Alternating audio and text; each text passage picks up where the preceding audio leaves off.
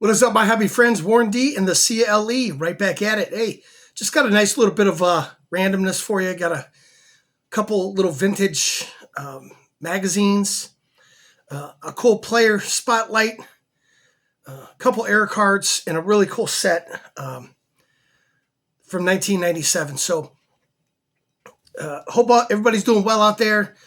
We still got people with power out in this area, believe it or not. After these storms that we had. So, my prayers and thoughts go out to them. I know a couple of my coworkers still do not have power. They've been staying over at people's homes and family and going out to eat every night. So, I feel for you guys. I feel for you. First off, let's talk player spotlight. I want to talk about a local player, very undersung two-sport athlete from the 50s. He's from town here in Elyria, Ohio. Went to Elyria High School. Has a street named after him. Excuse me. Played for Ohio State. Was an All-American, unanimous All-American in 1950. He was Sporting News Player of the Year. Won the Heisman in 1950, and he actually played 2 years with the Pirates, Pittsburgh Pirates. He was drafted in the 7th round by the Washington Redskins, one of my all-time favorite football teams. I'm not just a one-trick pony with baseball, guys. I do enjoy sports. I just don't collect all that stuff. And his name is Vic Janowicz. Now, this is not his 1953. This is the Topps Archives.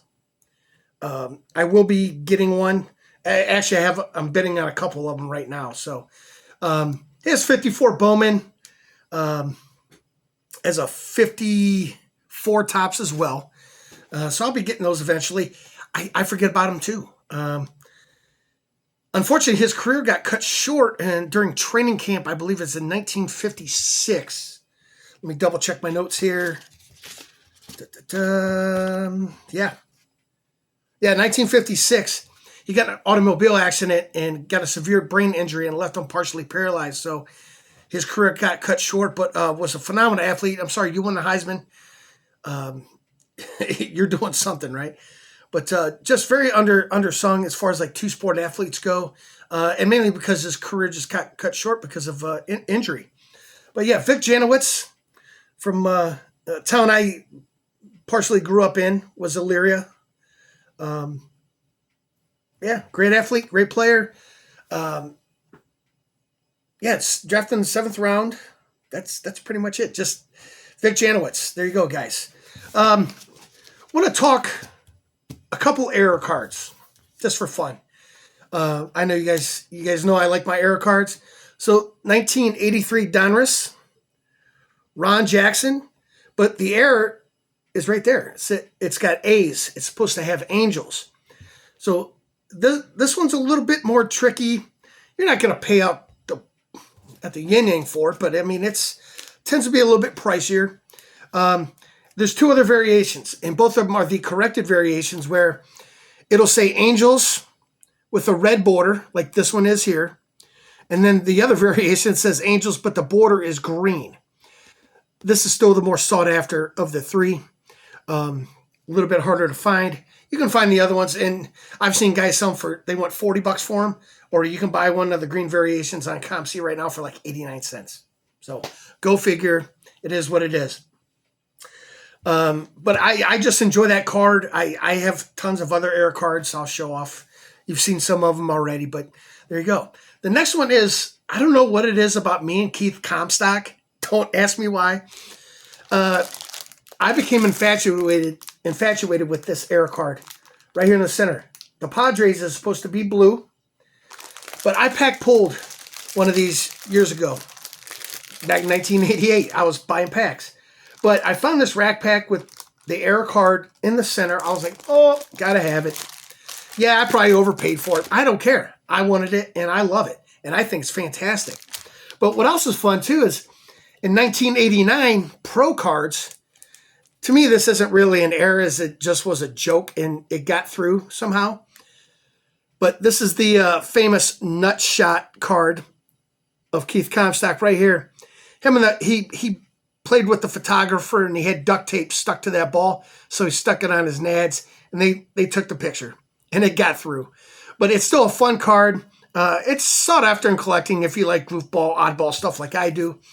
Just fun there. And then, believe it or not, he even has another error in 1991 Topps.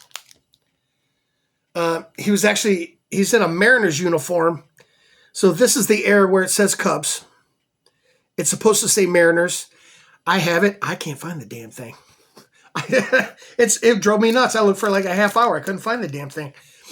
But so they're just fun errors there. But yeah, me and Keith Comstock have a thing, man. Don't know what it is. Just don't know what it is. Couple nice vintage sport magazines. So this is December 1948 baseball magazine. Obviously, this is after the World Series. So it's got Billy Southworth right here, who was the skipper of the Boston Braves. And, of course, Hall of Famer Lou Boudreau. It's a beautiful magazine. It's got tape on it. It's got writing on it. But I love just the articles and the photos in this thing. It's got each team on the front and back covers. On the inside front and back cover. Oops. There you go, guys. Fun enough. Sorry, man. But this one I fell in love with, and I bought this before the National, and I saw the image. I'm like, I have to have the magazine. I didn't pay a lot for it, but it's just a beautiful image. Joe Gordon and Lou Boudreau. Look at this, man. So this is July 1949, Sport Magazine. The image is amazing. The colors pop. Just, looks like they were turning a double play, basically. What a beautiful, beautiful magazine. I haven't read it yet. I will be. I'd like to be careful. I like to double check before I open them because I don't want them to tear anymore. They're fragile. Last thing I got for you guys. And now I'm going to get out of here. I got this 1997 Upper Deck Home Team Heroes set.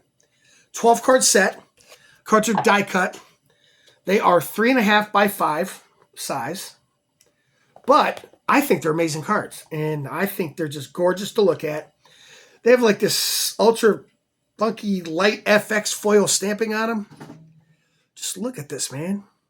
Look at that. So we got Ken Caminiti and Tony Gwynn. Of course, I love the color match of the red on here. So you got Kenny Lofton, Manny Ramirez. Beautiful there. Love that card, man. Love that card. Of course, I love this one too. It's got Albert Bell and the Big Hurt, Frank Thomas. We got Juan Gonzalez, and Pudge Rodriguez. These cards are beautiful, man. I wasn't really collecting at this point, but when I saw this set, I'm like, man, I got to have it. I think I paid like $10, $12 for it, whatever. Andres Galarraga and Dante Bichette. Love those guys, man. Love those guys. I don't care if they're all junk wax guys. To me, man, none of it's junk wax. None of it is junk wax to me. I really would like to find a different phrase for that era. The overproduced era, maybe, instead of junk. It's not junk. If it is to you, great. It's not to me. I love every single card and every player during that era. I don't care how much it's worth. I really don't. So we got Mike Mussina and Cal Ripken Jr. Look at that color match, man. That's beautiful. We got John Schmaltz and Greg Maddux. I mean, this is nothing but Hall of Famers in here, with the exception of a couple, obviously. Hideo Nomo and Mike Piazza. Nice color match there again. Look at this. Andrew Jones, Chipper Jones. Love that. This one's a little off. You got Bernard Gilkey and Todd Hundley. Pretty good. That's all right. For the Mets. Getting down here, another great one here. I love this card, man. You got Bernie Williams and Derek Jeter. And last but not least, look at this. You got A-Rod. Look at the color match, man. And Ken Griffey Jr. Boom. Love it. Hey, man. As I always say, be good to each other out there. I wish you guys nothing but the best. Have a great work week coming up. We'll see you again soon. Take care. Bye.